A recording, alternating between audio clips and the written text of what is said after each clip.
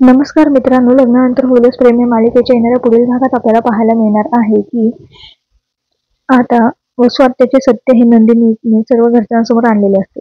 तेव्हा सगळेजण वसू आत्यावर खूप रागवतात. तिला म्हणतात की तुम्ही असं काय केलं, कशासाठी केलं वगैरे वगैरे. विक्रम आणि मालिनी हे सुद्धा वसू आत्यावर चिडतात. तिला जाब विचारतात. म्हणतात की तू असं का केलं, कशासाठी केलं आणि हे तुला काय भेटलं हे करून. तेव्हा वसू आत्या म्हणते की हे माझ्या रम्यासाठी केलं. माझ्या रम्याचं पार्थवर खूप प्रेम आहे, त्याच्यासाठी केलं. आणि एका आईने तिच्या मुलीच्या प्रेमासाठी केलं. तेव्हा वसू आत्याचं हे नाटक करते. तेव्हा सगळेजण खूप घाबरतात आणि तिच्या बेडरूम मध्ये घेऊन जातात. डॉक्टरांना घरी बोलवलं जातं आणि आता मित्रांनो त्यातला चेक करायला लावतो डॉक्टर आणि गोळ्या देतात. थोड्या वेळात शुद्धीवर आल्यावर येतील असं सांगतात.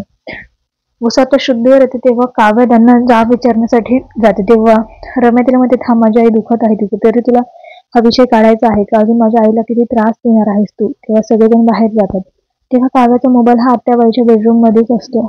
तेव्हा रम्या ही काव्याचा मोबाईल चेक करते. तेव्हा तिला जीवा आणि काव्याचे एकत्र फोटो सापडतात. तेव्हा ती खुश होते आणि तिला आईला सांगते की आई, हे बघ, जीवा आणि काव्याचे लग्न अगोदरच अफेअर होतं. तेव्हा वसू आत्या म्हणते की ही तर आपल्यासाठी आनंदाची बातमी आहे. आणि मित्रांनो आता वसू आत्या जे आहे ते रम्याला म्हणते की आपण आता याचाच मोठा तमाशा करायचा, फायदा घ्यायचा. सगळ्यांचे लक्ष हे किडनॅपिंग विषयावर न राहता जीवा आणि काव्याच्या प्रेम प्रकरणावर राहील. तर मित्रांनो आता जीवा काव्याचं प्रेम प्रकरण बाहेर आल्यावर नंदिनी पार्थला किती मोठा धक्का बसणार आहे हे पाहणं सगळं रंजक असणार आहे. पण तुम्ही मालिका पाहताय का? मालिका तुम्हाला आवडते का? ते कमेंटमध्ये नक्की कळवा. धन्यवाद.